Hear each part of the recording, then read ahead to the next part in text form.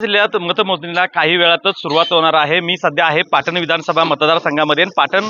पाटणला जर आपण पाहिलं तर याच ठिकाणी मतदान झालेल्या पेट्या आहेत त्या बाबासाहेब आंबेडकर शासकीय विश्रामगृहामध्ये ठेवण्यात आलेल्या आहेत.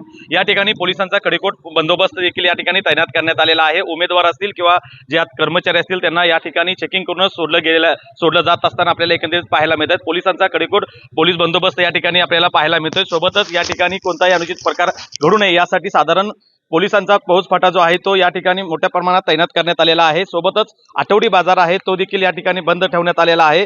वाहतुकीचा मार्ग देखील वळवण्यात आलेला आहे. आपण जर पाहिलं तर ही प्रतिष्ठेची लढाई म्हणावी लागणार आहे, कारण भाजपमध्ये नुकतेच प्रवेश केलेले सत्यजित सिंह पाटणकर यांचा या ठिकाणी प्रतिष्ठेची लढाई मानली जाणार आहे. तर या ठिकाणी पालकमंत्री शंभूराज देसाई हे आपला पुन्हा एकदा या ठिकाणी वर्चस्व मांडण्यासाठी आता सध्या तयार असलेले चित्र पाहायला मिळतंय. काही वेळातच निकाल सुरू होणार आहे. साधारण 10च्या सुमारास या ठिकाणी मतमोजणीला सुरुवात होणार आहे आणि संपूर्ण राज्याचं जिल्ह्याचं लक्ष लागून राहिलेलं आहे. महत्वाचं म्हणजे पाटण विधानसभा मतदारसंघामध्ये, कारण पाटण जर आपण पाहायला गेलं तर पालकमंत्री शंभूराज देसाई यांचा हा मतदारसंघ आहे.